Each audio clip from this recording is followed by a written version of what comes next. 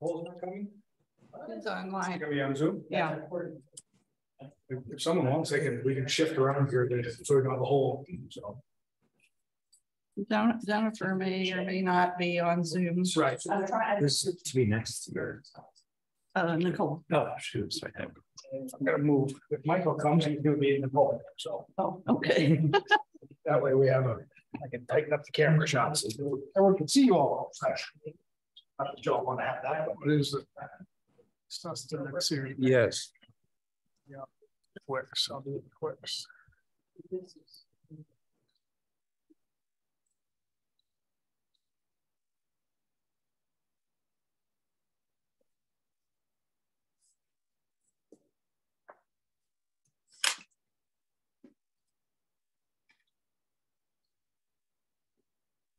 Ready when you are. Okay.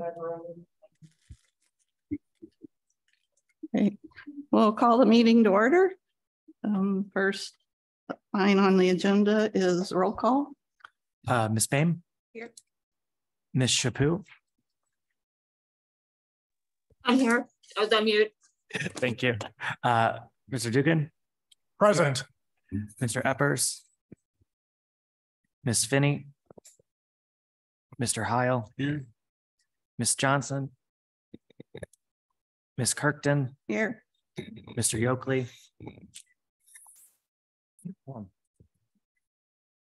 Thank you, Kyle. Next order of business is approval of the minutes.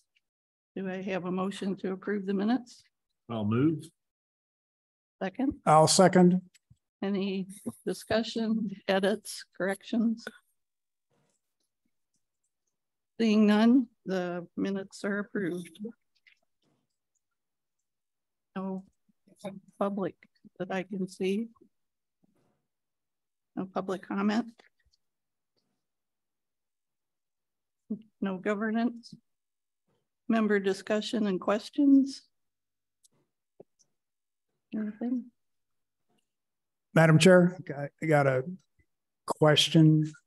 I just said, as we start into this process of whether it's at this meeting or future meetings, when we start voting on any issues, I just want to kind of make sure we have clarification on how the alternate are handled at that point. Once we get to say roll call votes. Roll call. Neil, do you have an opinion? So if an alternate is necessary for the purposes of the quorum, then the alternate should vote because they are part of body policy. The other side of that is if they are not necessary for a quorum, I think they should still vote, but be recorded as alternate vote. So again, it is recorded in your record as a vote tendered, but it is not necessarily counted towards the win or loss. So what happens if you have 5 people who would make a quorum, you have 6 who would be the alternate, so that he's not necessary to, or she's not necessary to make the, to provide a quorum, you've got it. If it were a 3-2 vote against by those people who are on the body regularly, and the vote of the alternate was also in favor or against it, we put it that way, so that you now, if you were totaling all, you'd have 3 versus 3. You only count the members that are actually part of the body. Okay. So I still think you record the vote, but it wouldn't be counted unless necessary for the quorum. That's what your bylaws say. Okay. Now you can change that, and it can be amended. It's easy enough to do that simply by vote or whatever you want the change to be. But that's as it exists right now. Except for the part about counting. You don't have to do that. I just think it's a good idea, particularly since our alternates, particularly in Paul's case, has been here every time. Right. So again, recognizing the time that they've put in and the voice that they have, I think it's good to show how they're reflecting or how they voted on a particular topic. Okay. That's satisfactory to you, Joe? Mm-hmm. Okay. Yeah. Any? I would just like to add, Paul, I neglected to say your name, but I do have you as present right now. So thank you. I forgot to say your name in the role, but I have you down as present. So I apologize. You are here. In case you weren't sure. Yeah.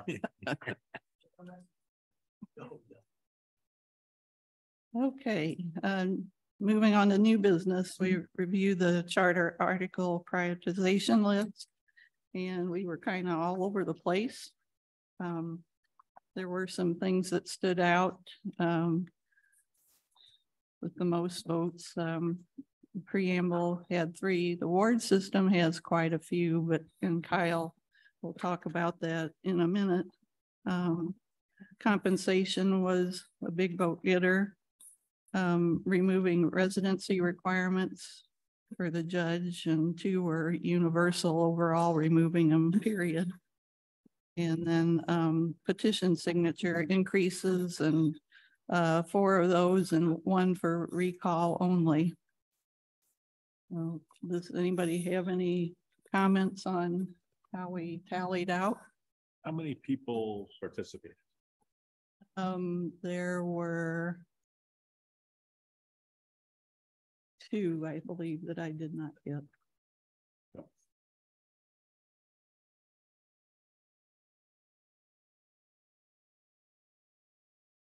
I think we discussed, so are we wanting to take this list and sort of reduce it to the top certain number and then vote, or is this kind of what we're going to base the public engagement on? Or Yeah, well, in my mind, I thought we would use it for public engagement. And what I'm thinking is we could go through the charter, and I have everybody a copy, and Matthew has it online. And I inserted all the comments, notes that I had, and the prioritization list, and kind of melded it into this document. And I thought that if we went through there, and I don't think some things will go through very quickly, but we could use a document where we could put a ballot priority. If it's not a hot item, we could have for the council to consider. And if it's something we want to just toss out, we could just omit it. And I think from there, at least my thinking, that would develop a framework or a skeleton of where we want to go with our report. Do we have printouts of the sheet that you're looking at, the one with the blue header? I printed out mine, but it was sent out by email. Yeah, I saw it in email, but I couldn't print it before coming. Yeah. Madam Chair. Yes. I'm happy to make copies. Anybody else need one? take one if you're offering. But Did you want a copy? she has a device screens. It's also not formatting right. So Right.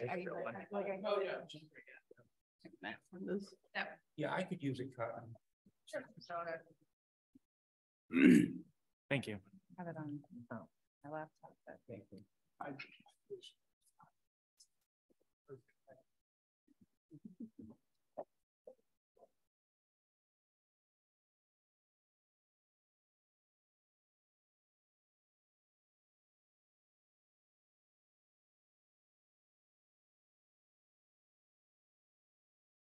Yeah, thank you. Madam Chair, I agree on the prioritization list. I mean, I think it's helpful as a guide as we go through the process here, whether it's for public engagement or just even for our own actions. Try to keep in mind, here are the things that the group of members who did submit, considered priorities, and try to keep that in mind as we go through the process, that, if we dealt with that in an adequate way. So I agree. Thank you.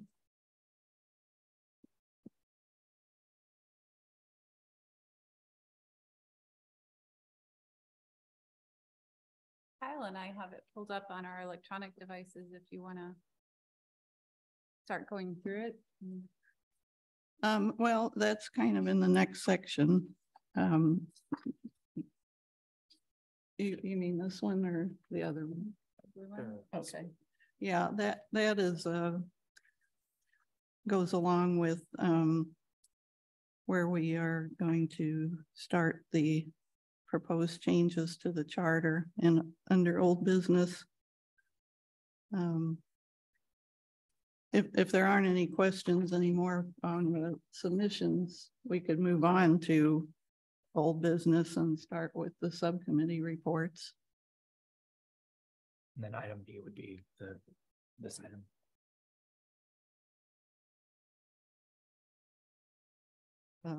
This one. Oh, okay. Cool. So Kyle, you want to do the ward report? Sure, I will give the award report. I printed off physical copies because I don't know that anybody has seen this yet.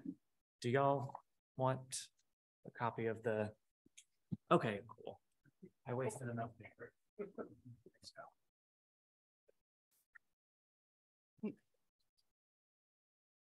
Thanks, sir. Thank you.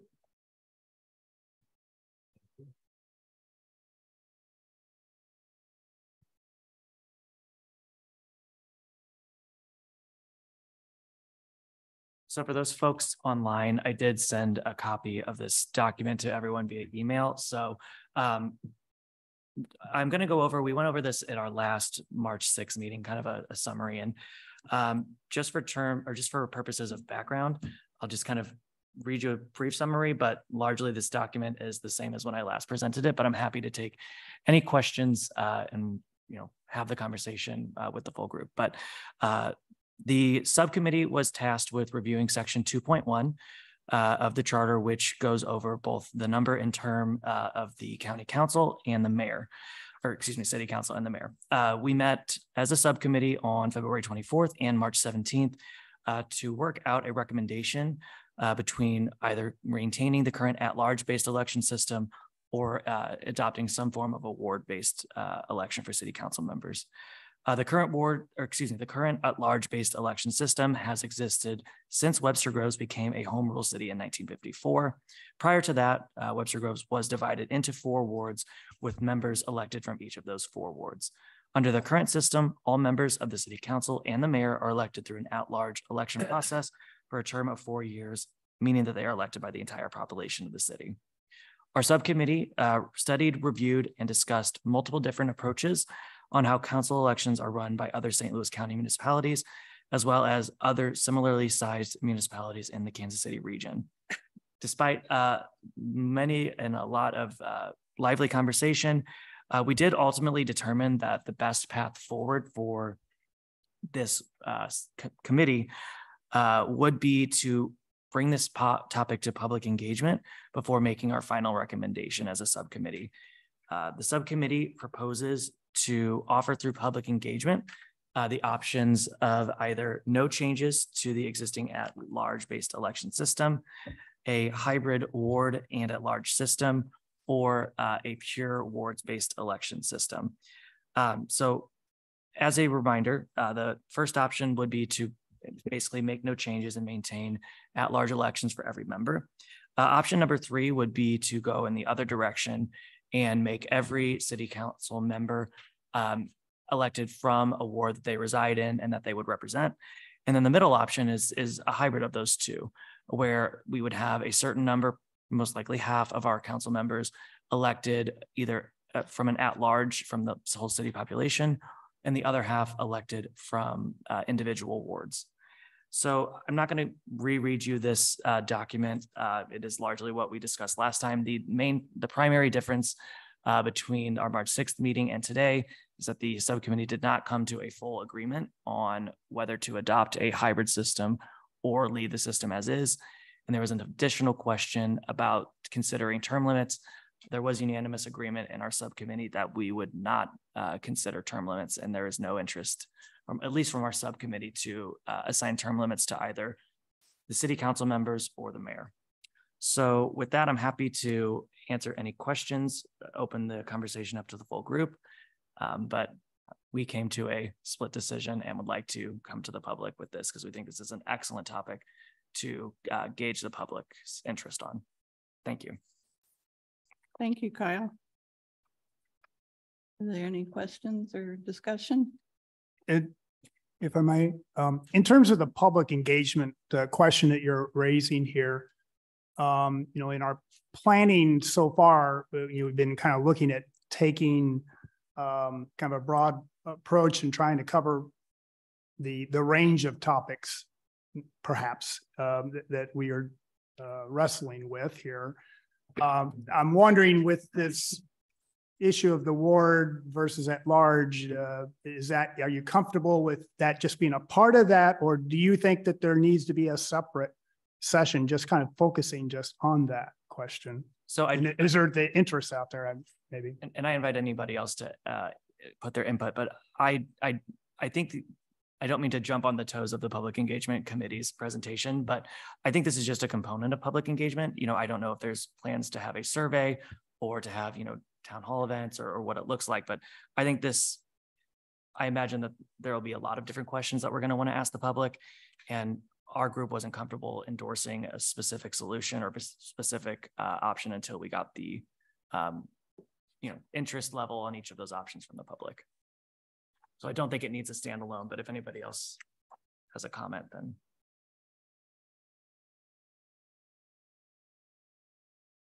Because I think when they're presented to the public, we need to be able to give them, pros and cons of those things, because just saying those words, right, they don't have any notion. And so we would come up with some sort of pro and con for each of those 3 different choices, so people at least would have some notion about why we didn't make a decision and what we need to think about. And I don't know how that fits into what you guys are thinking about. So would you like me to go ahead and start doing a public engagement discussion here, Tammy, and we can bring that Yeah, up. I think that's a good idea, unless anybody else has. Else on the ward specific. The only thing I would just note in this document, I don't think I brought a physical copy with me last time. The last page has a map of the city council members since 1996 and where they're located in Webster Groves. So I know that there was previously a beautiful cardboard science project that Ms. Carton created, but we just adapted that to a digital version. So you're also welcome to, if you go on and check this out online, we have a map version. You can zoom in and zoom out and all that fun stuff. So I just wanted to make sure you all saw that. Yeah, I think you could go ahead, Joe. Okay, and Tammy, feel free to jump in here too. So our public engagement subcommittee has met a couple of times, I guess, and we have at this stage a working draft of online survey, written survey that we're working through. And to your point, Matthew, we are looking at having some sort of an intro to several of those more complicated topics to kind of tee that up to the reader, participant in the survey, to kind of set the stage. Trying to word that as succinctly as possible and not be confusing and not be misleading. That's kind of the critical part of writing the survey. So we're still kind of going through this process of doing the survey writing at this point, and I've circulated that to the subcommittee. We do need to meet again to kind of go through that, and Tammy's giving me some input, and Jeannie has too, and we'll take another draft at that. Once we have something that the subcommittee, or at least the majority of the subcommittee, feels comfortable with, we'll bring that back to the full board, and allow everyone else to also give input to the wording questions of the survey. So if you'll indulge us to a little more time to help prepare that survey process or text, we can get that around to folks hopefully in the next 2 to 3 weeks, I hope. So that part. And then in terms of we've also talked about the idea of in-person meetings, which I think, at one point we were kind of calling focus groups. Maybe listening sessions might be a better terminology to use and more appropriate for what we are seeking to do, is to bring selected invited members of the community. And we have, among our subcommittees, started to put together a working list of potential invitees, that we'd bring in and hold at least one and potentially additional listening sessions to walk through most, if not all, the same sort of survey questions and have a kind of just a conversation with the invitees and get their feedback, as well as any other ideas. If there are other ideas in terms of the charter and how the city is working, and try to keep the conversation focused on what our mandate is in this project. So we're looking at that here in pulling that together, and those kind of listening sessions could be held whether it's here in City Hall or at the library or at the rec center, and any locations that we kind of get hopefully free and easy access. I know we did have some conversations, and this is me talking, not the subcommittee, but about how to facilitate that discussion, whether to have somebody from the outside come in, which might, whether that's some paid facilitator, or whether one of us here on the full board should, or two of us should sit in on these sessions and just manage the conversation. And as I'm thinking through this I'm kind of, at least personally, coming to the feeling that it might be better if just one or two of us from the board, facilitate the discussion and listen, and any board members, and we can figure out how to arrange the scheduling of that. And then one person kind of just leads the discussion, and everyone kind of hopefully takes notes and listens, and we get the feedback that we're seeking. Go ahead. Yeah, Yeah. I think one of the things, there's multiple levels of feedback that we're looking for, not just guidance on which topics are important, but whether or not we're communicating the different, the reasons why we're suggesting these things to be reviewed or put before the voters, or some of the other nuances, because we've seen that when things can be presented to the public, clarity is really clear. Right. Needs to be a big priority. So yeah, maybe even doing multiple listening sessions. Well, I did kind of like the idea of having an outside person do it at first, just because then we know whether or not it's clear, because they weren't a part of this. So there's pluses and minuses to all of it. If we were there, we can take notes and ask questions back.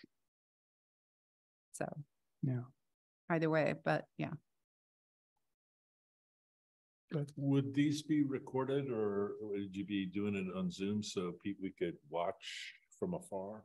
Well, initially our thoughts for it would be a limited size group, more like a focus group. And we were thinking the library, because then it's not as intimidating as a government building. and at least my initial thought, and I don't know if we have any sunshine issues, but if we're bringing a focus group together and we have just one or two members there, can it just be done off the record? Does it need to be part of a Yes. public? It can be done off the record. Again, I would still recommend you post it. Yes. Say this is what you're doing, but again, it doesn't have to require minutes, that sort of thing. If it's less than 4.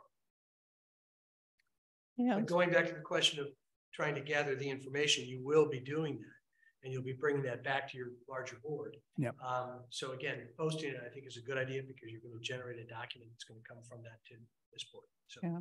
I think you satisfy that with whatever the report is that's prepared by the member that's present. Yeah. So I get whether is it all off the record, or is it a recorded? It likes at least an audio recording. Yeah. I see your point, but to me, However, it would impede free speaking, and exchange of ideas. If you're being recorded, you may not be as open to saying what you want to say. They could be recorded anonymously. I mean, but It could be, but yeah, I would like to hear it. So, but I understand, you know, I'm just so used to being recorded that it doesn't bother me, and I know other people are not like that. So that's a legitimate concern.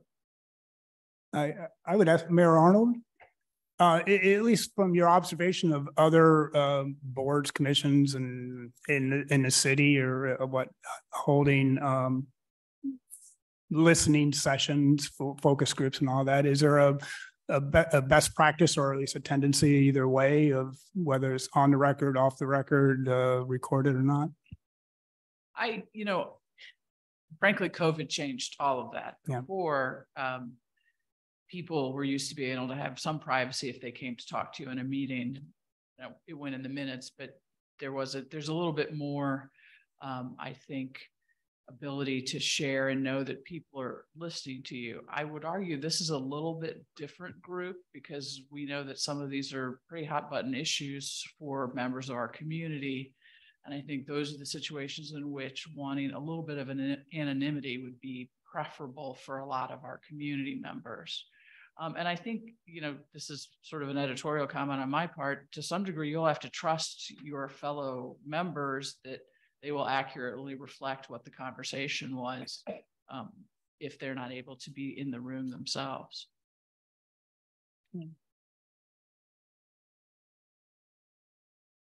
One other question: would it be useful to have the subcommittee for wards provide some verbiage, positive and negative, for each of those different options? Yes. So at least you could consider that. Yes. I'm sorry, Kyle, I'm volunteering our committee. I think that would be appropriate for every topic we discuss. Yes, Okay. and that is our concept. We'll pull together a draft of the survey, online survey approach, as well as scripting for listening sessions, and share that with others to get input. Are we positioning the topics correctly? Is there a better way, different questions to ask? Yes. No, that makes sense with any subcommittee we've had, the compensation and all that.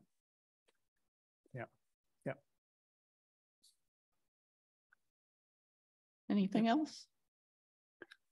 I had a question. You mentioned the survey. Do we know like what tool we're using, or has that been drafted? Like what help do you need with that? Oh, what help can you offer? It's my understanding the city has used Survey Monkey, right? And is that your only tool that you currently have free, I guess, available to use? Not the only tool, but we typically use Survey Monkey for the type of survey that I believe the group is talking about. We've used Balancing Act as a survey method, but that usually also has budgetary components to it. So I don't think that is necessarily a fit. Meaning budget is dealing with numbers. Correct. Oh, okay. Well, and it's got some free text fields and asks, opinions, and ranking, but typically you're ranking those budgetary items or expenses. So I would say Survey Monkey is the better fit.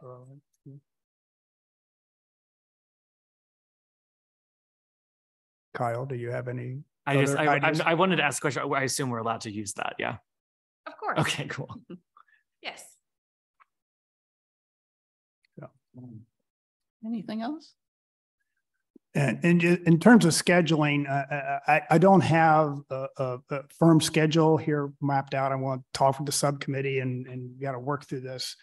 Our original concept was April, May, June is when we need to be doing this. And that is still the goal, here in April, May, June.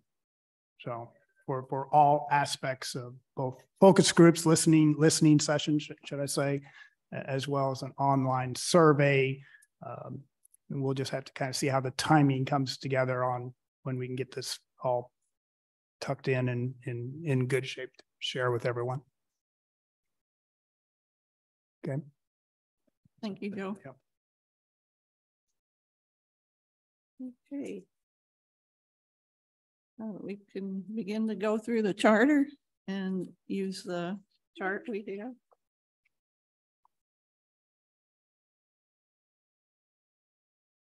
The first item is up in the preamble, and last meeting we talked about perhaps inserting the language from the Model City Charter, and that's in there highlighted in yellow and red font. And does anybody have any comments on that? Is that a priority that we should put that in there? I guess I would just ask for this exercise. Do you want us to like, maybe like use a scale here and like rank a number and we can do that? Or do we want to, as a group, just make a decision or? I think we could just make a decision. Okay. Oh, yeah, I thought we were just gonna kind of, like rank it as we went along and then turn them back in or something. We could do that too. What's the Does that work for, preference? sorry. Is there a preference? Well, if we can get them decided, let's decide. Yeah. So there may be things that we want more discussion of or more time, but if we can make a decision, then I would make a decision or vote. Why don't we, with show of hands, make a decision, and each person, if you want to rank it on your own and submit it back to me at some point.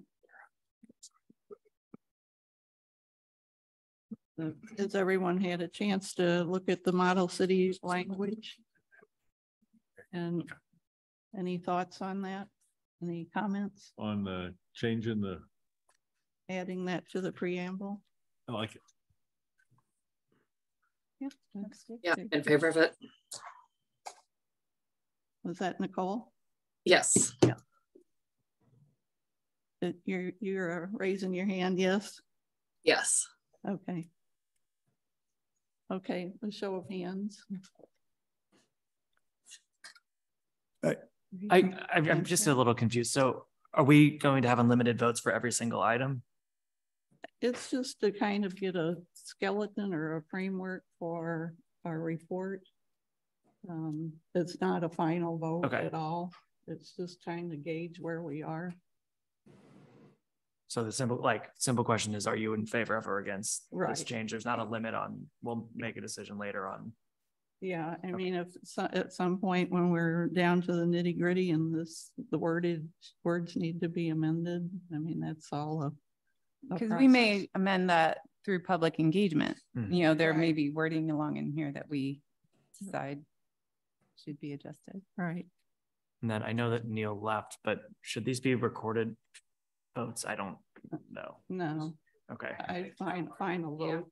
thank you.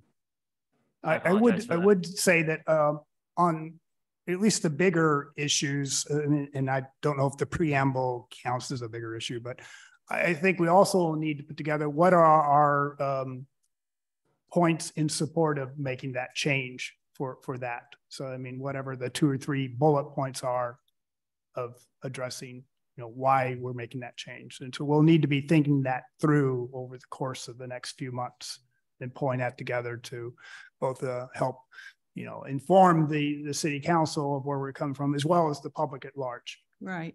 So all that'll be fed into a report. Absolutely. So I'm confused then. So we aren't going to decide on these, or we are going to decide and they're presented to the community as things we want to do. I'm not sure why we're delaying deciding some of these things. Well, so I'm just unclear. It's got to go to the community. We have to decide, it's got to go to the council.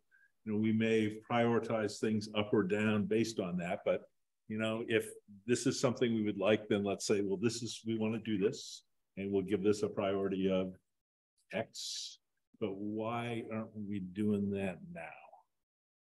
That's what I don't understand. Yeah, I don't know that people are quite ready to commit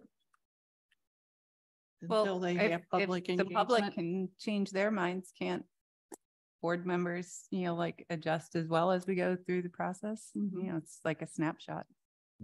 Yeah. I think maybe we just need clarity on what question we're answering right now, because I feel so I just quickly counted, I may be wrong. There's 33 items that we're going to consider right here. Mhm. Do we want to make a goal right now to limit that to 10? And then those are the 10 that we take to public engagement. Those are the 10 that we, create those talking points to fill out the survey with, because, we're not going to we can put as many items as we want to on the ballot, but I don't think anyone's intention is to bring 33 things to the ballot. My goal is that staff and other people have said, I want you to look at this. So the final report to me will contain things that, yes, this is really something that we want on the ballot. Now, you know, if we have like the audit language, that's probably not a hot button issue we're going to bring to public engagement, but it is highly important that be on the ballot, in my opinion. So I'm trying to sort through, engage, like Tammy said, a snapshot of where we are.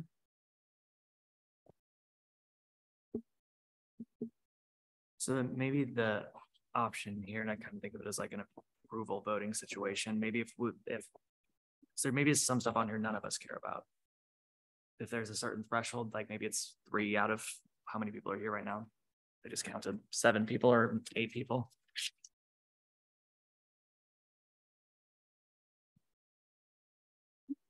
But there may be things that some of us don't care about, but may be very important to the staff or others. I appreciate that. But like, for example, I don't particularly like this is the preamble is not a priority to me, but I'm not against it. So I don't know how to answer the questions being asked. Is it a priority that you would like to see it put to a vote of the public? It's not a priority to me, but I'm not against it. So like, I just want to know what question I'm answering. So if we're looking at the 3 different column headings, maybe would it be, if it's a priority we think, then it would be a ballot priority, whether or not it makes the final cut. Right.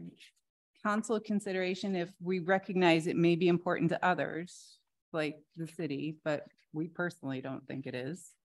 And then omit things that we just think are not high enough on the list to be considered by anyone at this time. Mm-hmm. Yeah, I think that's what I had in mind. Okay, so then if we were just making notes in this for feedback for you, or if we were taking votes, how would we tally? So if Kyle was tallying how many people raised their hands, would those hands go like towards ballot priority? Is that what we're saying? Yeah, if it's a high priority and you would like the public or the council, that's the next step, the council to consider putting it on the ballot, then raise your hand. If it's not something that you think should be on the ballot or you don't care, I would not raise your hand. But isn't any item that goes on the ballot going to have council consideration? Well, maybe the wording is not the best, but it's something that we don't think is that important, but the council may want to consider it. That we looked at it, that they may want to consider it.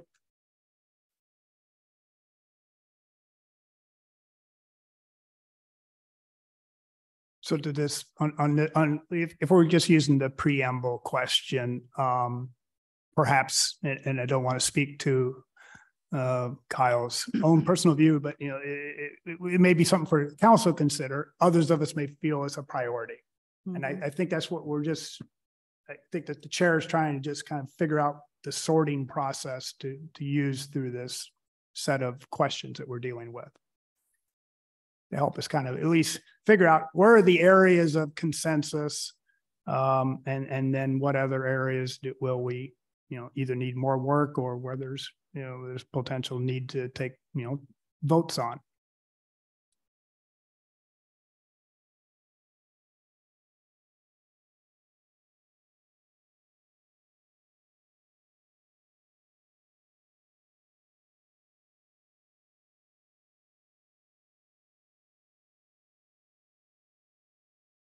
I'm happy.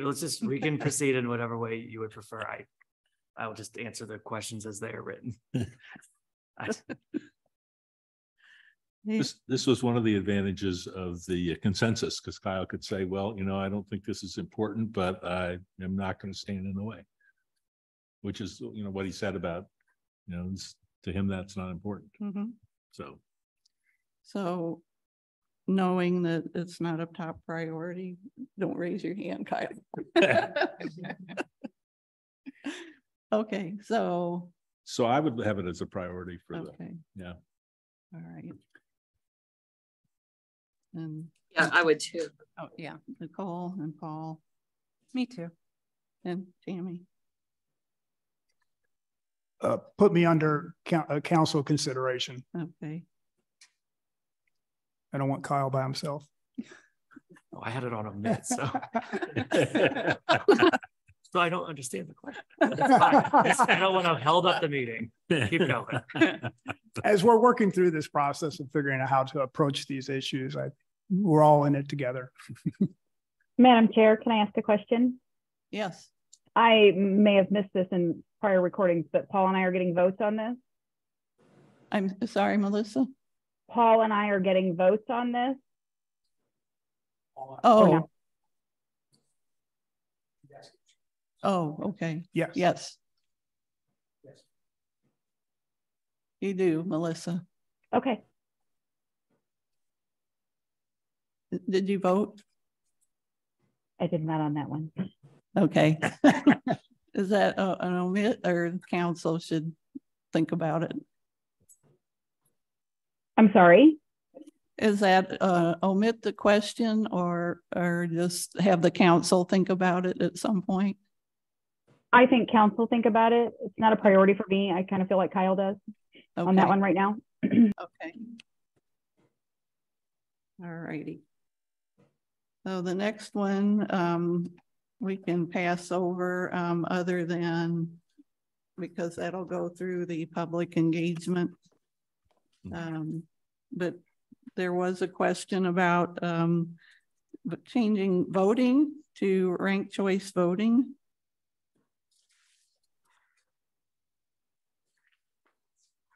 Where is that? It's under 2.1, Paul. It's in the blue on the charter document itself. That's Madam Chair, that 2.1 referring to it isn't on the grid. Right. Yeah, okay.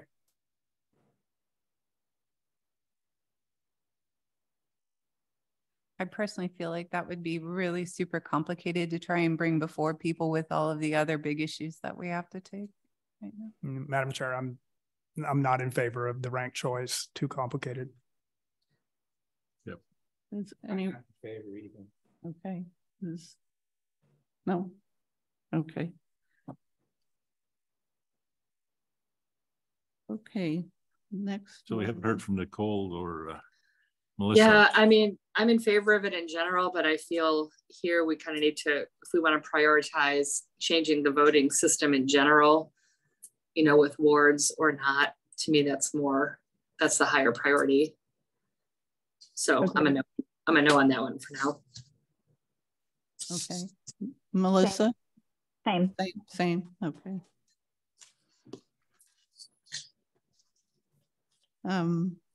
2.3 was again the residency question for the council. Is anyone in favor of visiting that? I would say that's a priority. Alrighty. I would say priority also. Okay. To drop the residency requirement. To consider the question, correct? Yeah.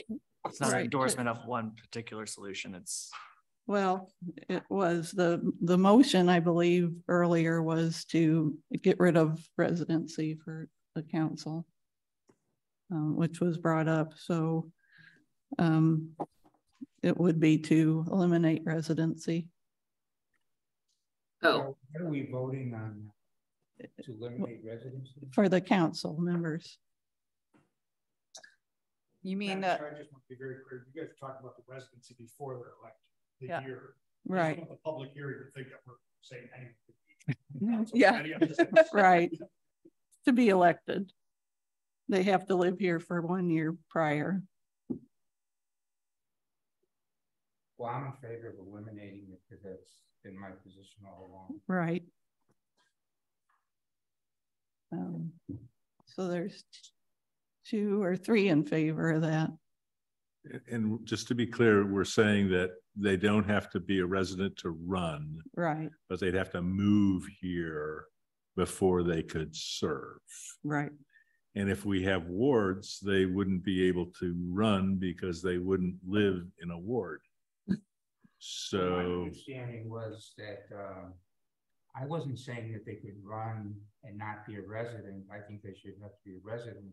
I just objected to the 1 year. 1 year prior. Or you could run. So just make sure they're residents first. Just get rid of the 1 year. I'm in favor of somebody running who's not a resident.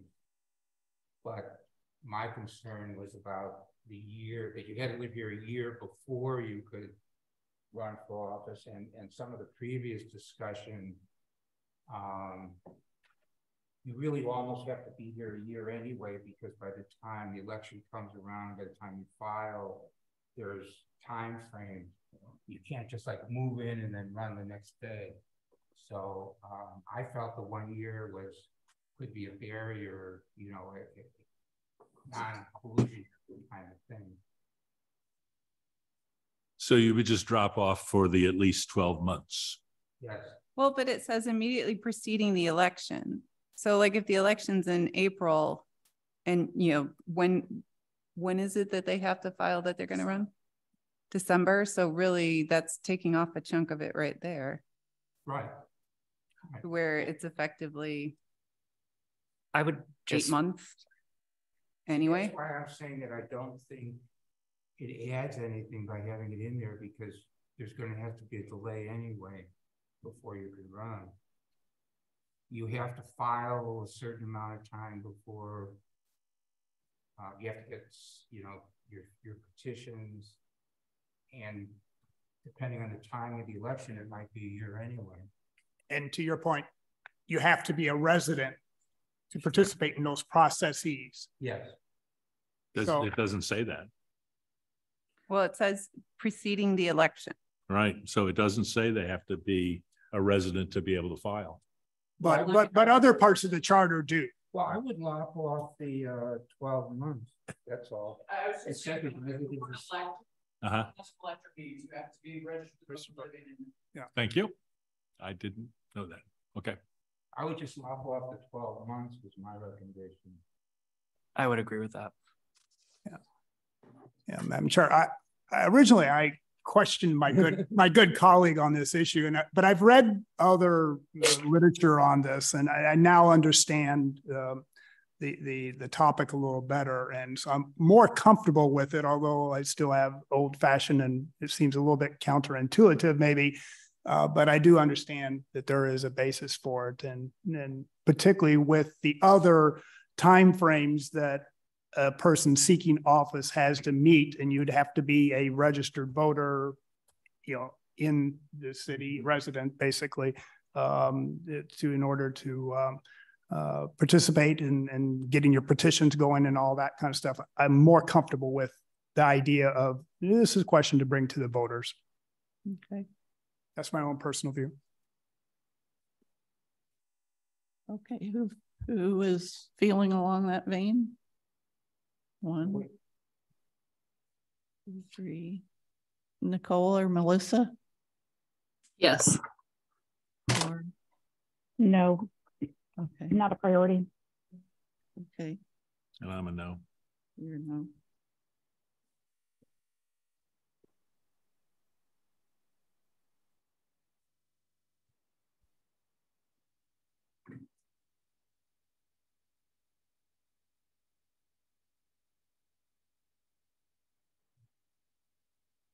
Okay, the next is the eliminate the monthly meeting.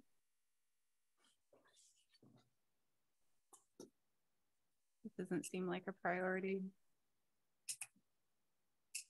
Is that who feels that that's a priority?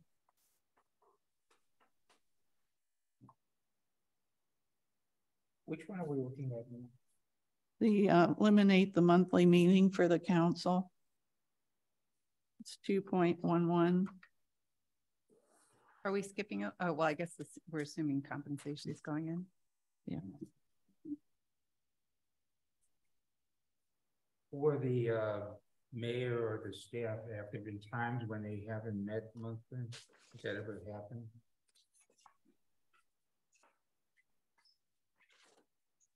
No. They just wanted a month off. If, Madam Chair, I was trying to remember, I think city manager, I think when we first brought this topic up, or this topic first came up, I think there was reference that that there is not meetings held in August, or at least there's scheduling issues. So we try to take one meeting off in August. There's still at least one meeting a month. To my knowledge, we've never missed a whole month.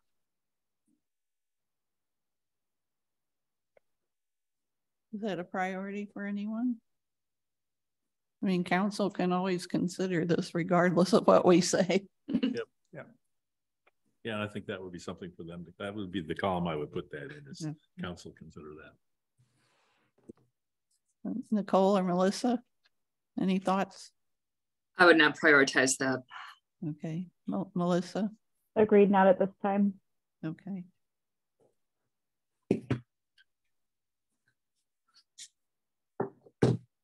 And then we come to 2.12 is the word ordained.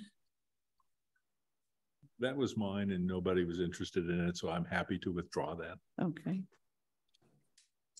I don't like it, but that's, we'll live with it. Thank you, Matthew. Thank you. And the next one, under 2.12, there's also, I'm sorry, I didn't get that in there, is all bills shall be read at least twice. And we talked about eliminating the 2 readings. Is that still a priority for council and staff, or?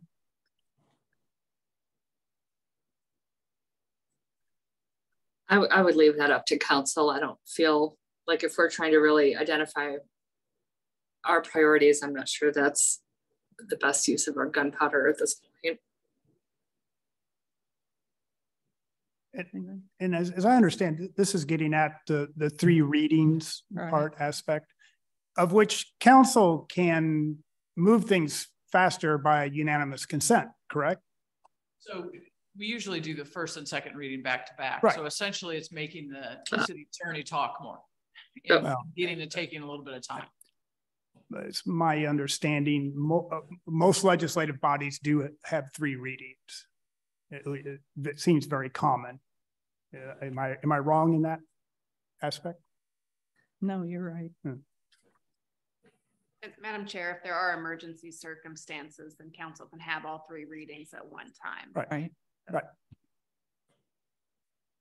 So do we want to leave that as is? Yeah. Yeah. Okay. Okay, and the next was, some people had on the next page, I missed that, was about the every bill being posted at the public library, and no less than 10 copies of a bill shall be available for inspection at the public location of the council meeting. We talked about eliminating requirement at the public library and less than 10 copies being no less than 10 copies being available. Those sound like reasonable things to me. Do we want to keep with that? Madam Chair, just as you consider that, and I don't think we caught this in the language, the shall be posted at City Hall implies that we're posting the bills and really they're on file with the clerk for inspection. I would just suggest if you're going to consider that those extra words be struck through, rather than the idea that the bill itself is posted, because we obviously aren't hanging the bills on a bulletin board anymore. Yeah, okay.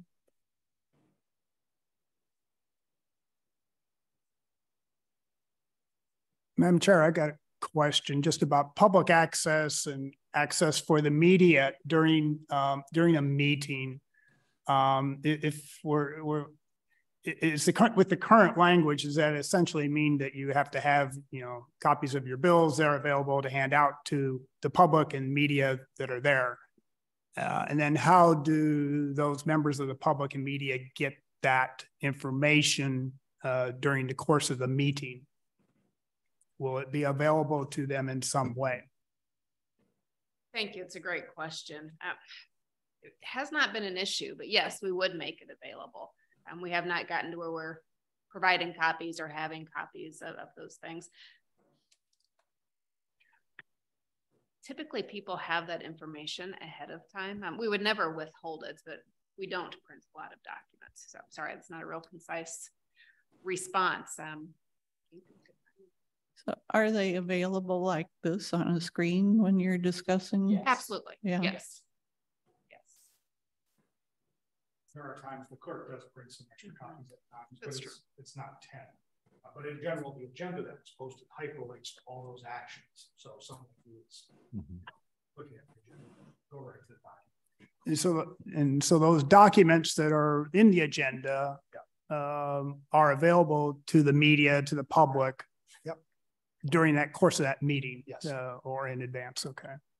And Mr. Peterson mentioned that clerk will make copies, but it's not usually 10. We're hard pressed to have 10 members at a meeting. So yeah. Just give them a QR code to the webpage. Exactly what I was thinking. I mean,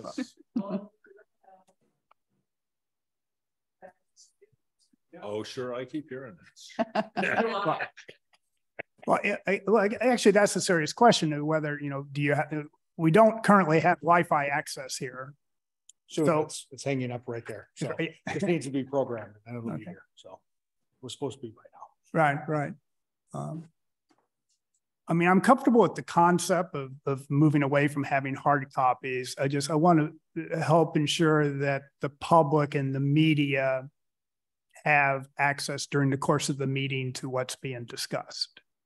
Now, having it visually showing is fine, but I think, particularly members of the media will probably want to have, their own copy of that. And how do we make sure that that happens?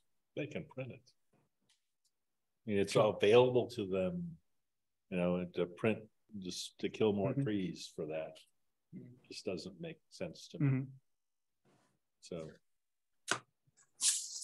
if it relates to media, I apologize. As it relates to media, typically they'll email us and we provide an electronic copy. Okay.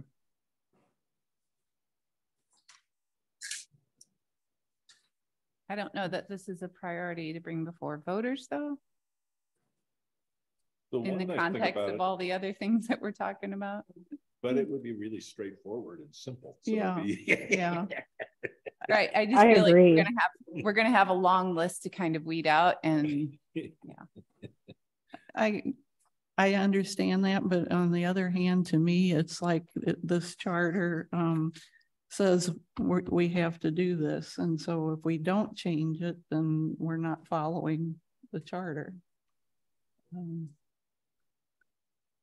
So that's my I'm comfortable with, based on what I've heard here in the discussion, with striking that proposing to strike that language. And I envision that there will be a set of more mundane set of changes that are going to be a long list of it, not separate voted items. So hopefully this would be one of those sort of. But doesn't everything have to go before the voters? That's the thing, is that all of these little changes even would have to go. Yes, they all do need to go for the voters, but perhaps not as a separate vote. Not each item it can be wrapped up into a list. So obviously the city attorney's left us, and we'll get clarification on that again. But the last time the city attorney spoke about it, every single item was a separate vote. There's not a package list of items. Okay. Does that matter if they're in the same section? Like if we decide, hypothetically, if we decided to do 2.12 and make the change to the once to the no library and 10 copies, that would be one ballot question, I think. Okay. So that would be one ballot question. Okay. And also you're ordained if you wanted to.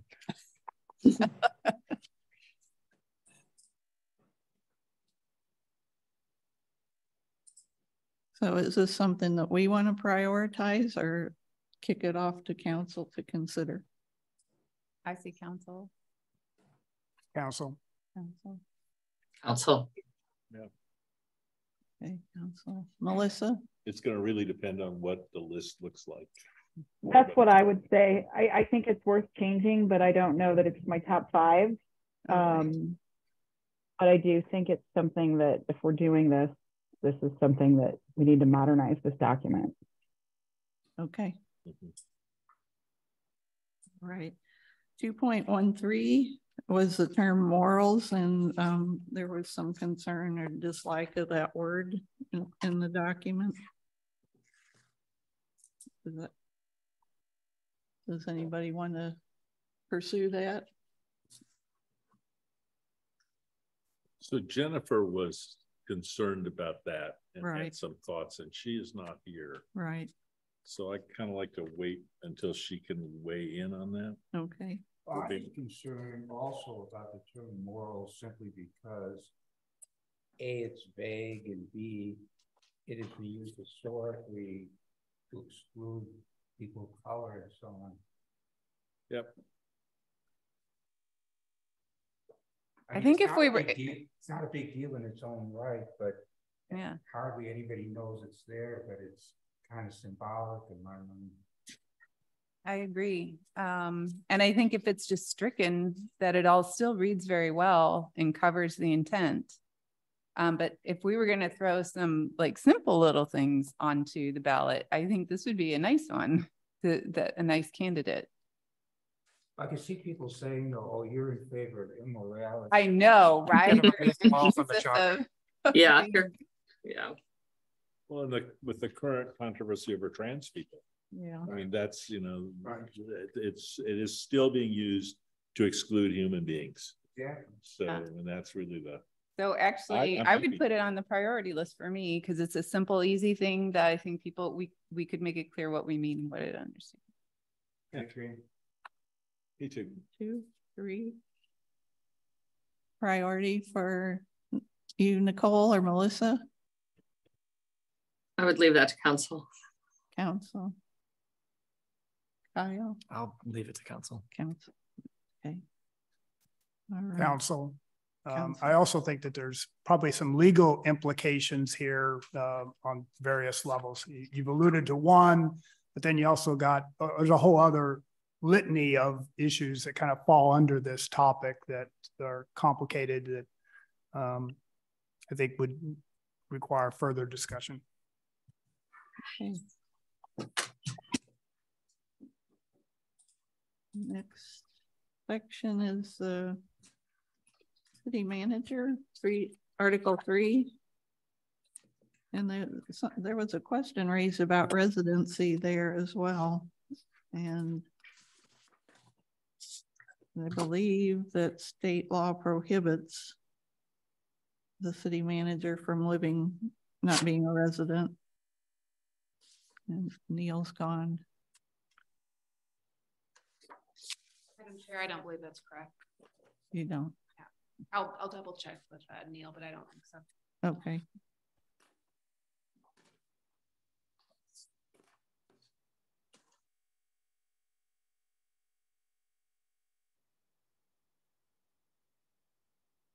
So are we asking the question if that's a priority, or is that a broader question about residency at large? Because either way, it's going to have to go to the voters for each section. But so if that is indeed the city manager can live outside of Webster, is that allowing that? Is that a priority where the city manager could live where they want it?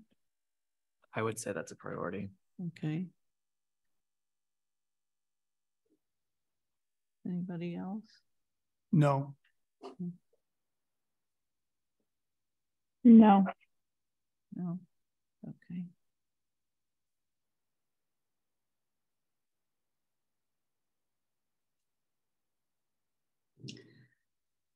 I think I would leave that one to council. I don't have a strong feeling about it. Okay. Yeah, and I would like that to change that. I'd like them to live here. Okay. I'd be omit.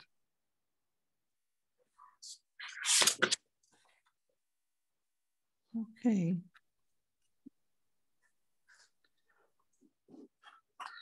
Well, earlier we discussed whether there should be a city manager, should designate in writing an assistant city manager.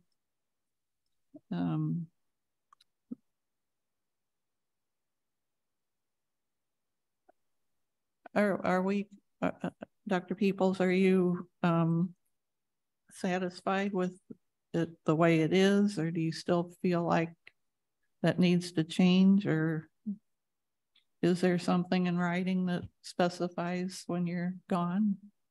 So Madam Chair, there's not, and ideally I would like for it to change because it's not practically followed.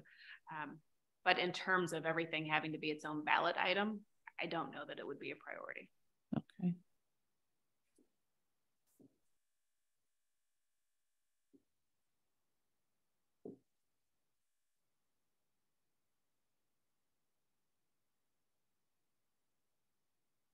Anybody else have thoughts on that? No. No.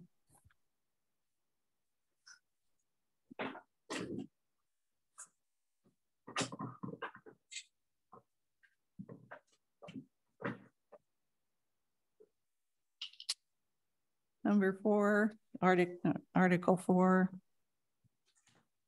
The staff suggesting to update the department's names. And one of them, the staff recommended that the Department of Personnel should be named Human Resources.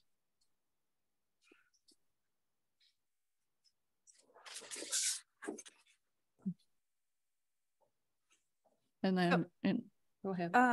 At one point we were talking about, and I think it's further down on here, allowing the city manager to be able to set the departments and the names and the structure and things like that and move it to ordinance instead of the charter. Should we take a vote on that so that we know whether to go through some of these other details?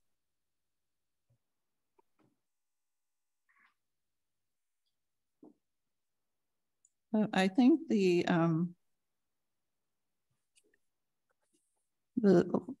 staff priority list that was just sent was just down to changing personnel to human resources. That's correct. Okay. Again, in terms of trying to prioritize, just really looking at what the key things are, and that was not one. Okay. So would it be satisfactory to just address that one name change? Yes, along with, I was trying to look for the other components, some of the other personnel comments later in articles.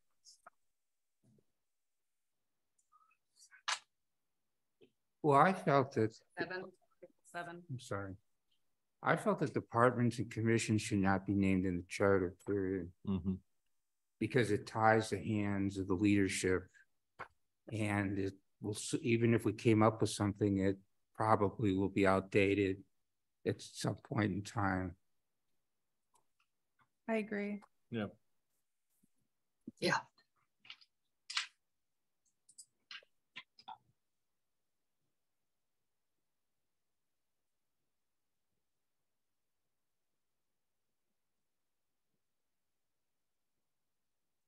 Could we remove, because it would require removing Articles 6, 7, 5.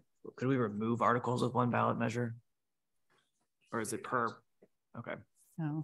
Because if the goal of this group, I don't think anyone is in disagreement that it's a bit silly that there's listed in the charter. If we can take out with one ballot measure, remove Articles 5, 6, 7 subsequent, and then replace with, I don't know if that'd have to be 2 questions or not, but replace with the city manager shall describe what each department is at Webster Groves. That could be easier than piecemealing. I wonder if it could be one question though, where we put it under the city manager's responsibilities and duties, or under that category in general, and say this would remove the articles, blah, blah, blah, blah, blah. Mm-hmm. I feel like you could take like 3.3. Yeah. Maybe it might be 2 actually. I don't know how you could do 2 ballot measures. If one passes, the other doesn't, that's pretty, then there's nothing, but place it, condense 5 through 9 into 3.3 by saying Sure. So Madam Chair, I'm going to take some of these examples back to the city attorney and ask him to give us some sample language of perhaps what ballot issues could look like. Yeah, I was just going to say we probably ought to loop Neil into that because it's a lot of interwoven parts. As I did ask him a question about if we move section 4.3 boards and commissions and moved it to 10, that's a whole ballot issue right there. So to me, we probably need legal advice on that. Could we maybe take the temperature of the room of removing departments from the charter at large and trying to figure out how to do that later after we talk with Neil?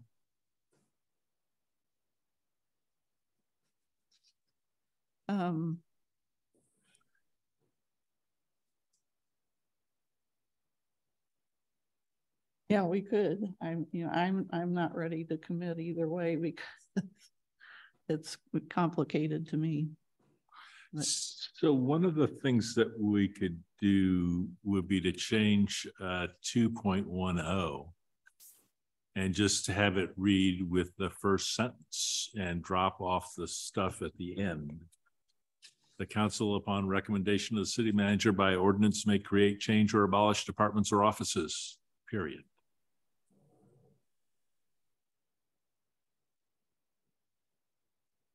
And that would take care of all of that. Would be one change. You know, we could say something about, you know, the other things in here should be ignored, or I don't know how that would work legally. But if with that one sentence, that really does what it is that we want to do in terms of providing flexibility.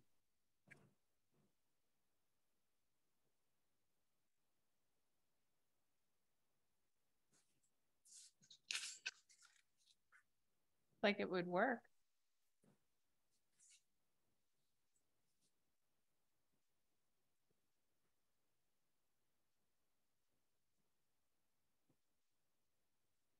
Would we add commissions or boards or commissions to it?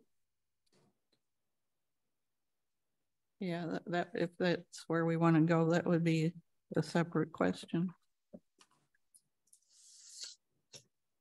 What's the temperature on removing departments from the charter?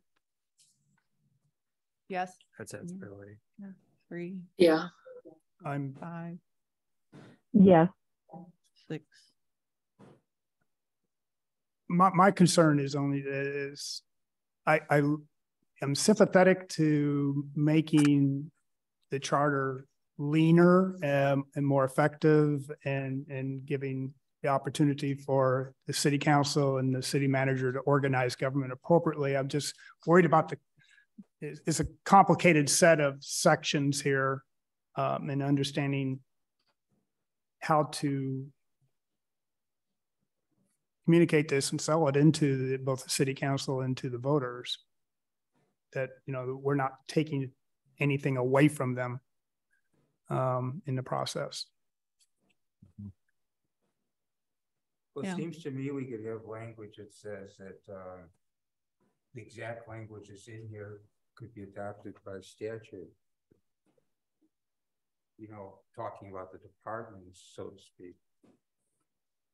I mean, that may work or not work, but that's one approach.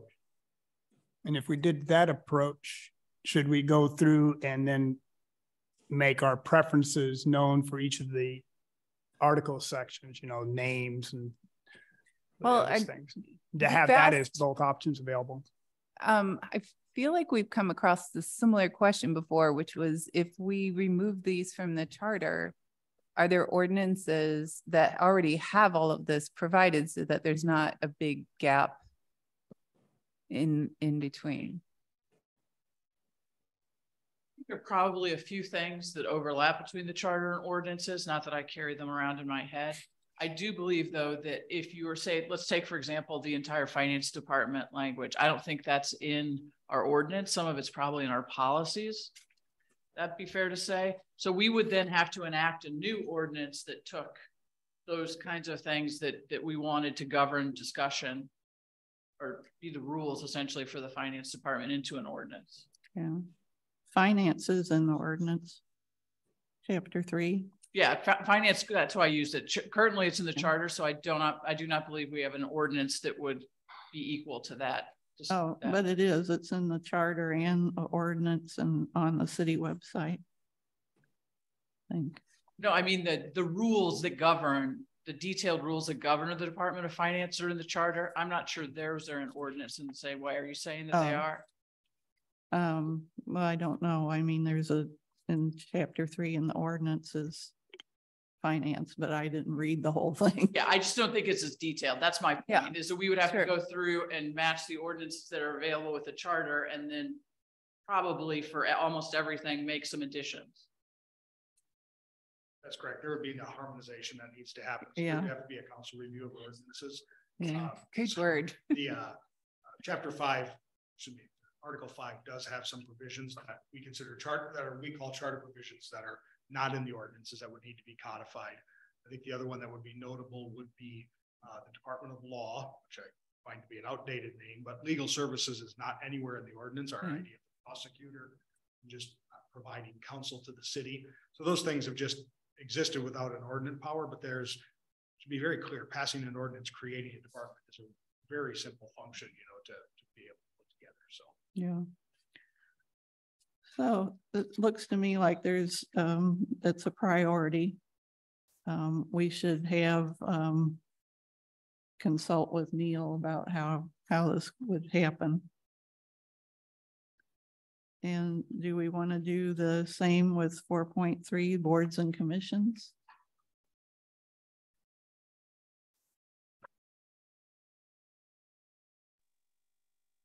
The staff recommends deleting that whole section. I think a lot will depend on what Neil comes back to us with, of whether we can remove these with one ballot initiative. But if we remove the Article 4, then 4.3 would be non-issue. But it would be, yeah.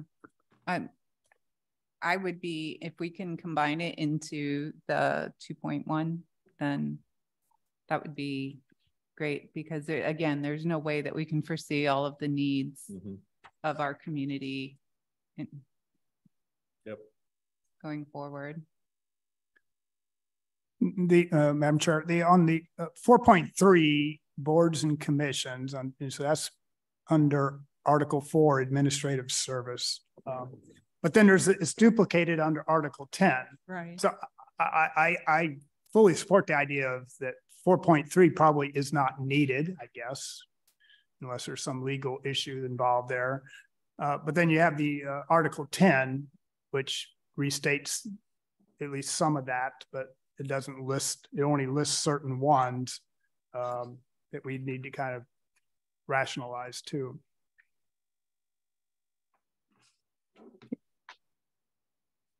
Yeah, I think 4.3 could be deleted, and it's got Board of Trustees of the Police and Firemen's Retirement that doesn't exist any longer.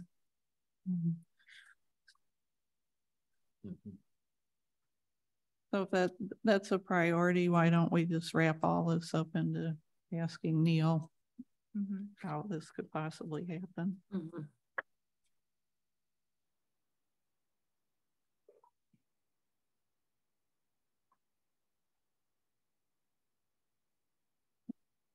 So we would remove, actually, if I understand everybody's pleasure, that we would remove 4, 5, 6, 7, 8. Are we looking at the municipal court as well, putting that under ordinance?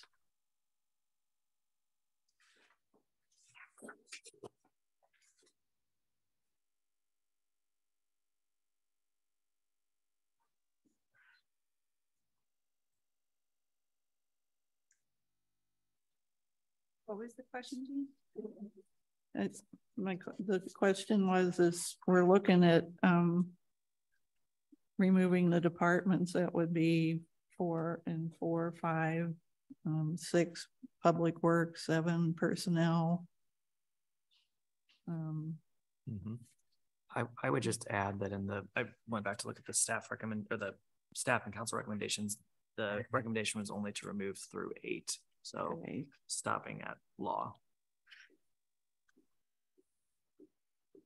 I mean, to the beginning of 8 or the end of 8? Sorry, so removing articles 5, 6, 7, 8.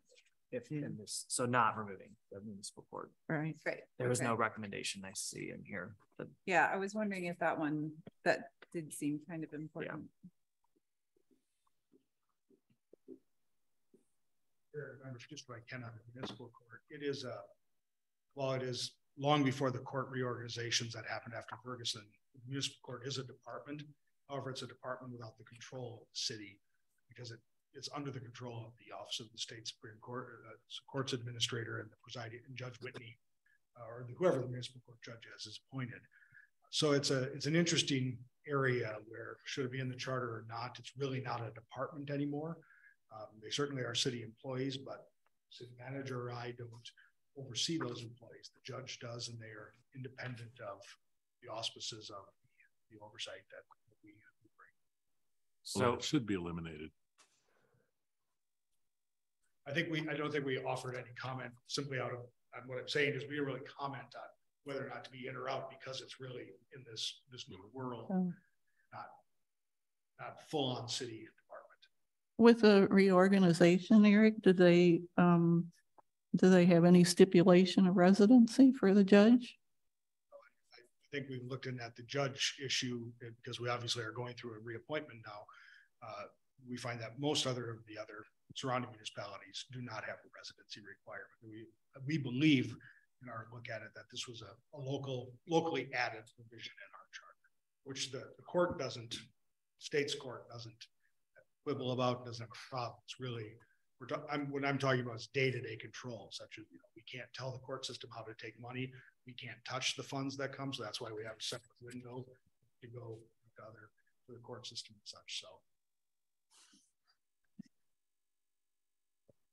If I could just make a comment, this is not mayor in me, this is the political scientist in me.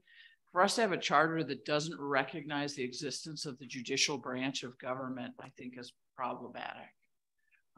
And also this section does in fact talk about the appointment process, which we still are, and the marshal process, which is through our police department. So I agree with everything Eric said about our ability to manage the court system. That doesn't mean the charter shouldn't recognize that we have.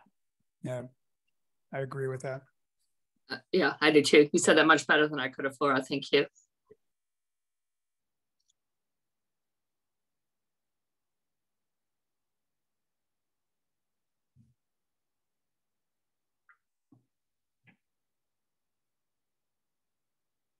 I had a question.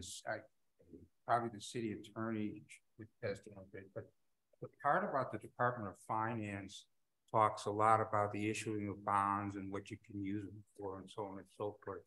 Is there a reason? Perhaps there might be a reason that has to be in the charter. I don't know. I'm just raising the question. Because you don't want to do anything that would affect the city's bond rating. There's no finance reason from my field that it would be required in the charter. Okay. It could be an ordinance. Okay. It's really a matter, we require the bond election. So I think really you see parts of it in the charter to ensure that the people who have the vote, that a council couldn't find a way to bond. But there are other debt issuances that we can take out, like a bank loan or such, other ways of financing which aren't as optimal, but can be done by local governments. Thank you.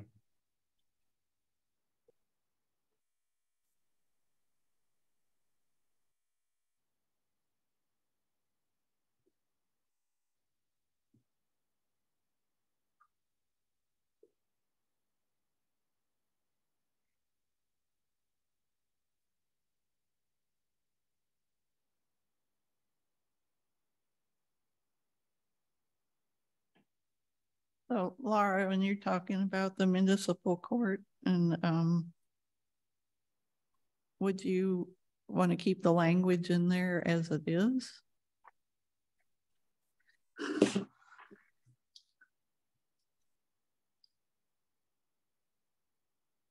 mean, separate from the residency requirement for the judge, because that's a policy question. I don't see anything wrong with the remaining language. Okay.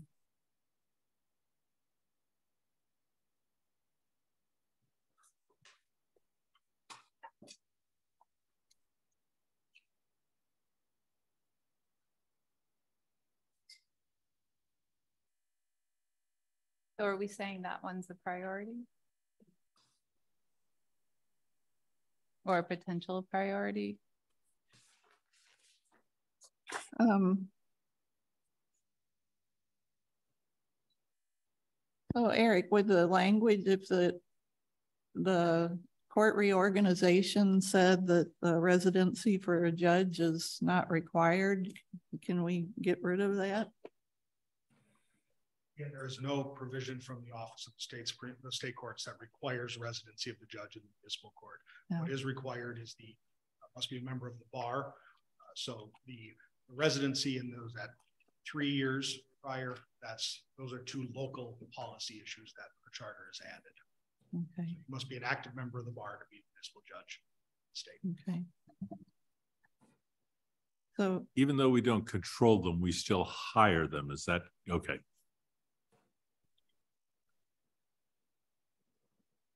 So would it be a priority for anyone to eliminate the residency for the judge?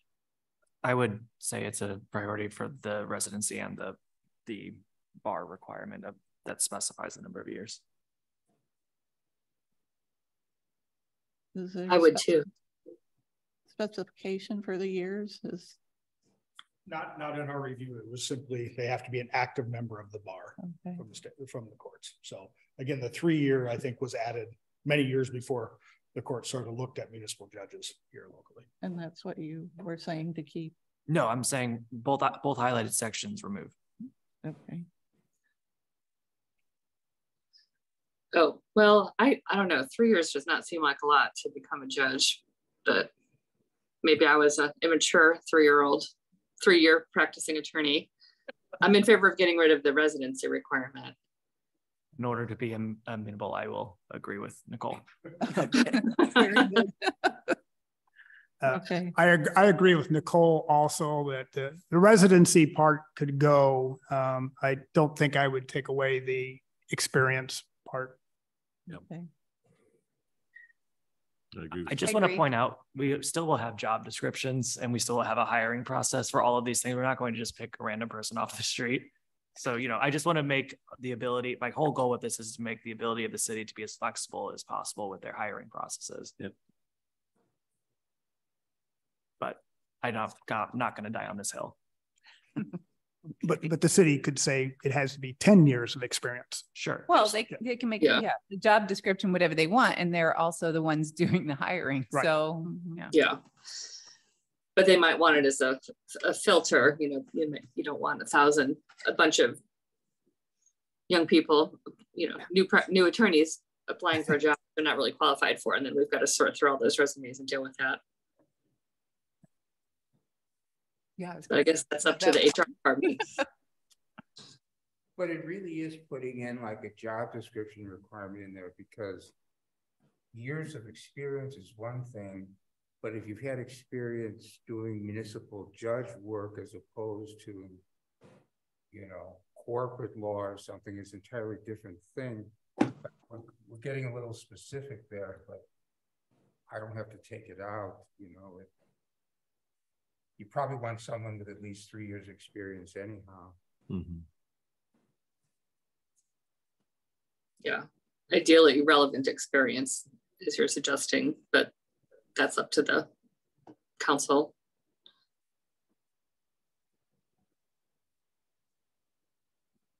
Okay.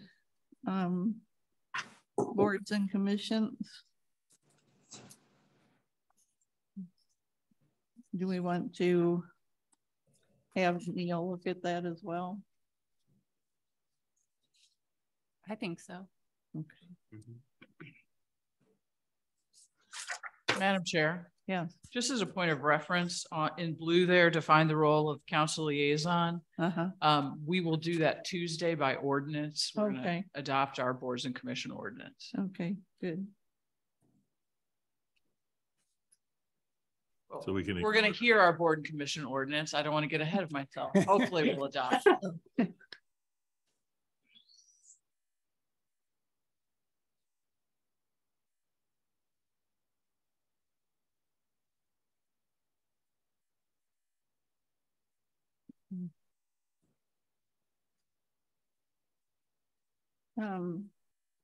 The 10.3 though,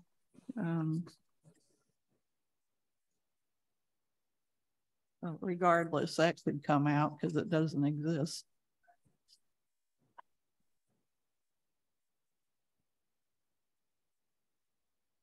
Would that be a priority for everyone, or have the council consider that?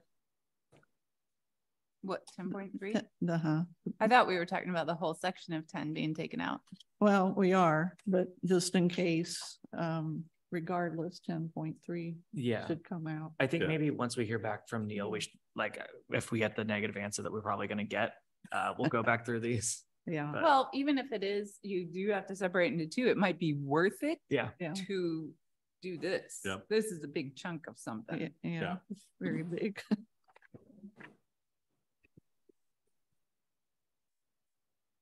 Okay.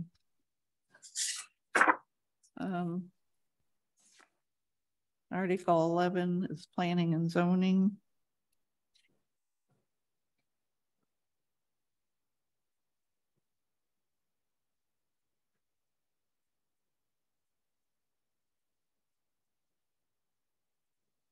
Now, I think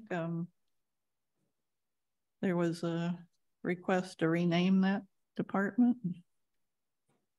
Matthew. But it's not, I'm not gonna try to gum up works with it, but I thought it would be nice to have environmental planning as part of what it is that that group thinks about in its founding structure. So ask council to consider your request. that would be fine. Okay. Madam Chair, I just want to point out, we talked about this article in relation to the department, but it's really about the function because the department is planning and development. Right. So, I mean, it's just there's really the functions of a lot of the planning work embedded in there. It's not a department mandate. Okay. And the powers and duties, someone's asked about adding the model city charter language, land use, development, environmental planning. And that's in there in the blue. Mm-hmm. I would be in favor of replacing 11.2 with the language from the model city charter. I would also. Yep. Me too.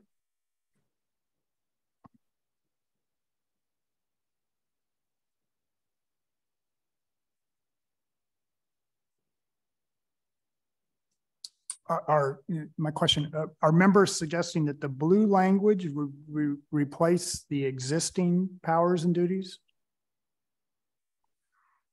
Are we losing anything here? That just asking.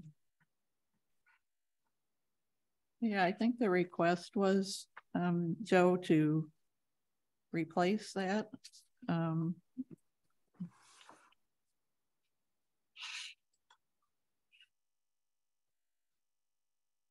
Was it replacing or like adding it, kind of like a preface? I think you're right, Nicole, to add it because it goes on to the city master plan, which was another area. Yeah, well, I think this section addresses the master plan by stating that they must have a comprehensive plan, kind of removing the phrase master. Mm-hmm. But I thought that the master plan is in there. It was specifying that it should be reviewed at a certain frequency. So there currently isn't a requirement to do it in a certain frequency? No. Was there something we discussed potentially adding? Yeah. Yeah, could we add a phrase to the first clause where it talks about the comprehensive plan? Just say blah, blah, blah, that shall be reviewed on a whatever basis. I'm not necessarily trying to copyright this as we go, but I feel like the first paragraph that exists serves a purpose to establish what the power of the plan commission will do. The blue language from 1 to 4, and then the final paragraph would be inserted below that, and we would remove the final paragraph, which discusses the master plan, because that is addressed by the blue language already. And that was probably clear as mud, but. No, that's not, that was clear. Oh, well, there you go. Yeah. Makes sense to me.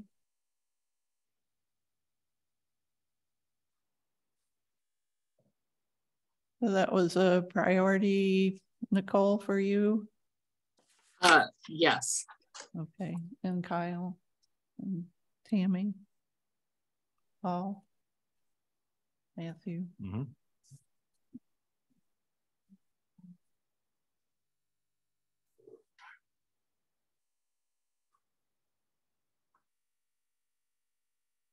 Melissa, that would be a priority for you? I'm indifferent on that. Okay.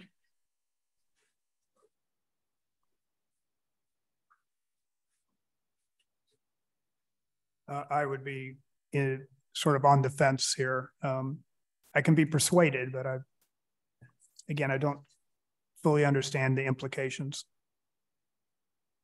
Okay.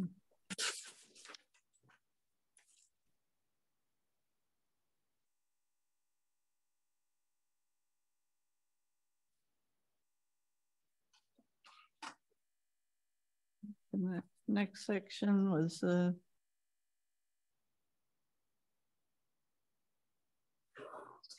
when Mara Perry came and spoke with us about about the 185 feet notification for zoning changes, or that maybe that wasn't enough. Should be a larger distance, notify neighbors and everyone. I guess with a question like this, I think we need more community input, as city council input, perhaps, understand if the city has some sort of perspective here. I'm wondering if we say within at least 185 and allow the council to impose a higher limit if so needed. But that's just one possible approach to this. Well, I want to follow up on Joe's comment, which I think is good, is that is there anything that prohibits the city right now from notifying people that are further away than that? Can they not do that? So, Madam Chair, we indeed do notify people. Every issue is a little bit different, so we at times go well beyond the 185 Yeah, feet. you're not prohibited right now. This is actually a current question that's going around some of the municipalities, like other professions. We have a listserv. The 185 seems to be pretty standard across municipalities.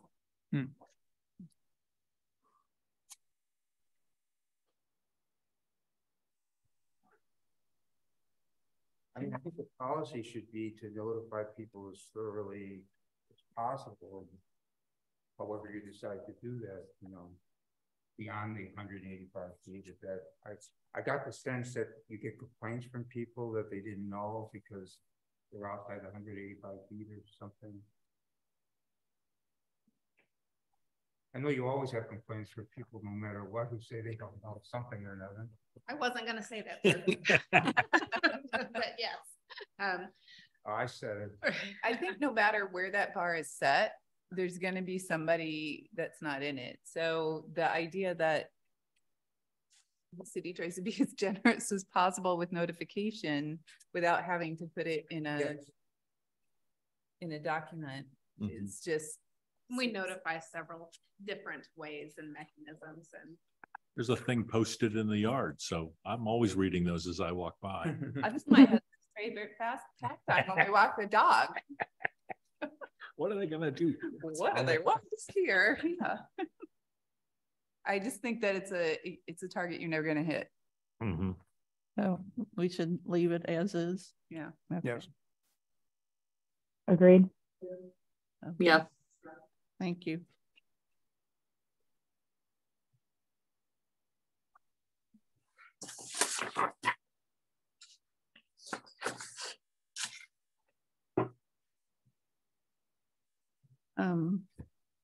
Article 13, nominations and elections, is preparation of ballots. I think this is important language that we should be consistent with the Board of Election Commissioners and state law. Oh, 13.4. Yes.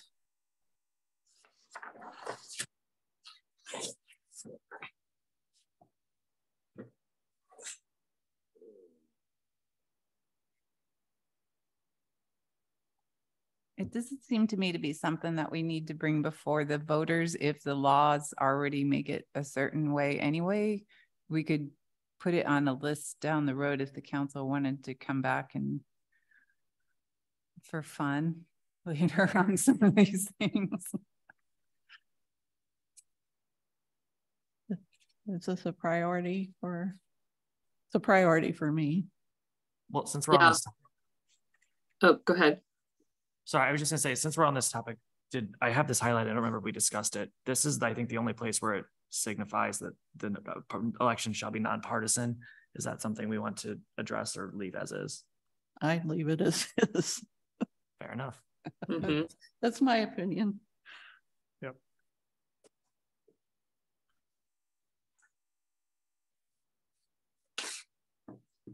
Yeah, I would prioritize that one. Yeah. Seems simple and 1, straightforward. 2, 3. Mhm. We need a couple of those. Anybody else?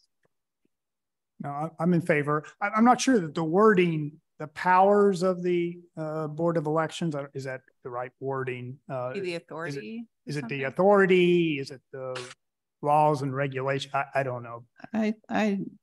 Maybe powers is correct. Katie Nakazono's not here, but I believe this is language that came from her, and she Okay. deals with this all the time. Okay. So I have 3, 4. Yep. 1, 2, 3, 4. Melissa? This is a lower priority, but kind of consistent with modernizing. So not in my top 5, but definitely something I think we should address it if we don't have a ton of. Kyle? Amy? No. I'm in the same boat as Melissa. Okay. Okay. Are we in a hard stop tonight? No. I have a hard stop at 7. Yeah. I didn't want to say that, but also I say. do too, but I meant that there's nobody coming in here to throw us out. Okay. Yeah. For the room. Yeah. Yeah, we're out of here at 7. Article 14. And Eric, thank you for pulling all this, these numbers together for us. Is increase of the initiative and referendum and recall petition signatures. And the interesting thing to me is they fluctuate so much because they're based on the turnout. Rather than, and I think Joe had a suggestion that the numbers be based on the number of registered voters at the previous April election, which to me would be much more stable. Yeah,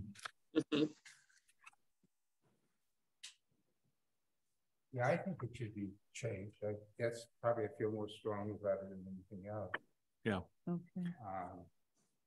You know, the model charter says 15% of the registered voters, and I'm in agreement with that.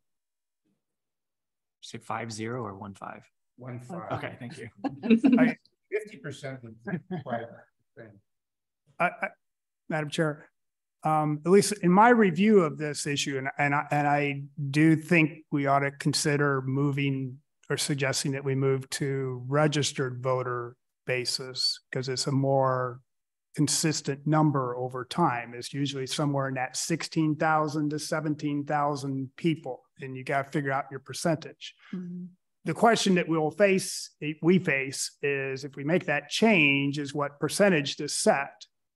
And even if we keep with 10%, the equivalent, that is a substantial increase over the current level. And is that too much? We may want to look at whether that's 5%, which would, by my calculation, still be a jump up from past levels.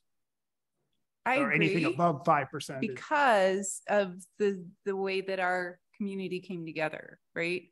So it's all of these little neighborhoods or districts or things that have come together to be part of Webster Groves. And I don't believe that any council that has been here since I've been in Webster would intentionally do something that would disproportionately affect a group on purpose. But I think it's important that there is an achievable threshold. If there is, even when you look at our demographics with the Hicks-Carter-Hicks presentation and things like that, the groups of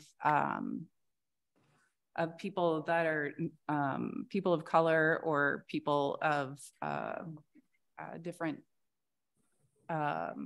demographics in different regions, so we've got these little pockets, like down in South Webster or in North Webster or over in the Marshall Summit District area, where a decision that's made by the council might accidentally disproportionately affect these groups, and that it needs to be. And that's what I love. My husband and I voted to side with the council on the last one, the referendum that went through, but I love the fact that it worked. I love the fact that our community felt like the system was achievable and that they could do something. And so I have a concern with, I agree with setting a bench, like a group, like the registered voters, because it's more consistent. 16 to 17,000 is great. But then I do have concerns when it keeps the same percentage, because that's a lot.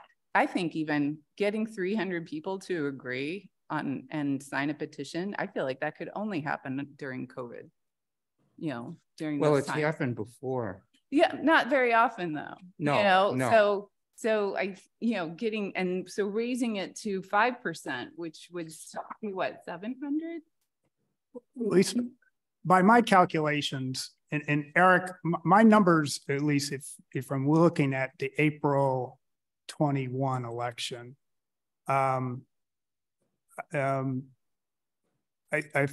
total votes cast was 3314, although I think the number's 2987, whichever it is. I just found a difference there, but the current threshold is 300 under the 10% of votes cast, so it's 300. And even if we even did 5% of registered voters, that's going to be 877. So it'll be a jump from 300 to 877, which I'm comfortable with. I'm comfortable with the lower number. I don't think I want to raise it too far initially. I think Tammy made a good point. Joe made a good point. I would address it in a different way. The concern about neighborhoods and so on is very important. To me, the best way to address that is to have ward representation. Right, but we're doing it at like the same time. Let me finish, yeah. Yeah. And I would say, there's no statistics on this, but I would doubt very much if any of the push for that last referendum came from minority communities. It was a rich guy who financed the whole thing. Mm-hmm. And the definition of that is plutocracy, ruled by the wealthy. And I'm afraid we could face more of that. And the idea, representative government is what works best, not direct democracy. And all the literature throughout history shows that. And and we're much easier than any place else. If you look at what the other communities, what their threshold is, it's more rigorous than what you do in Webster. So I thought now maybe this last election is an aberration. I hope so, but it was on the and I remember the Mills election was much the same thing. The objection to the Mills project. It was wealthy people who did. The Mills project was basically, and many of them are my friends, wealthy people who didn't want apartments in the community. And that was a referendum that succeeded overwhelmingly. The other thing also succeeded overwhelmingly with fear tactics. And I don't think that was good for the community.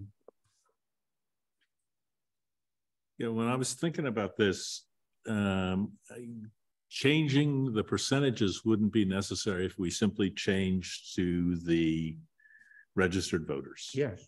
And that seemed pretty straightforward. Now, from my calculations, 10% registered voters is around 1,700 people. When this was initially set to get signatures, it was a real pain in the butt. But now we have the internet, we have lots of social media. So getting those messages out and getting those signatures is a much simpler thing to do. So keeping the percentages the same and just changing the denominator to the registered voters really made sense to me and seems sort of straightforward. But you know, it does raise the number, but I'm really, given the technology that we have now and the ability to communicate, I think that's not unreasonable. But I also think that that's assuming that the registered voters are evenly distributed throughout the community. I don't know that, you know, so obviously, you know, not everyone is registered. Right. And so population's around 24,000. So yeah. Right. I'm not sure I understand your point about that. So my point is, like, let's say there's a pocket in South Webster that we can see hasn't been represented by council members in a really long time, if ever. So if that area also has fewer registered voters, then the threshold for them to vote on something that disproportionately affects them is now significantly higher. So the people there are voting at the same rates, actually higher than our average rate in Webster, the people in South Webster. It was just an example because of the map we looked at with council members. Absolutely, yeah, no, and when you look at it that way, that's true. Absolutely. No, and I understand that hopefully this wouldn't be an issue, right? Anything that happens, you know, if somebody voices a concern or comes to the council, or maybe the city is doing like such a beautiful job of, you know, clearly presenting, you know, their intentions for things, and the wards work, because once people start finding out about things, they go to their council person, and then, you know, they're well represented and they have a good voice. So hopefully it wouldn't be a thing. I just have concerns about going from, you know, 330 to 1,700. That's a really, really, really big jump. And I don't want the people that we're trying to engage with these changes to feel like we're trying to suppress their ability to engage with, you know, what's going on in their community.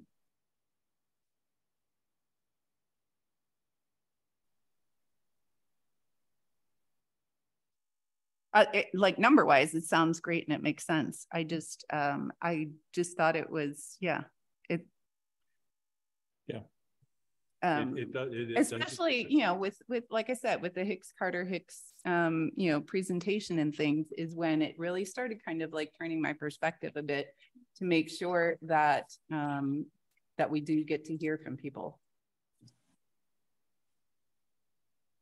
And hopefully it would never need to go to an election.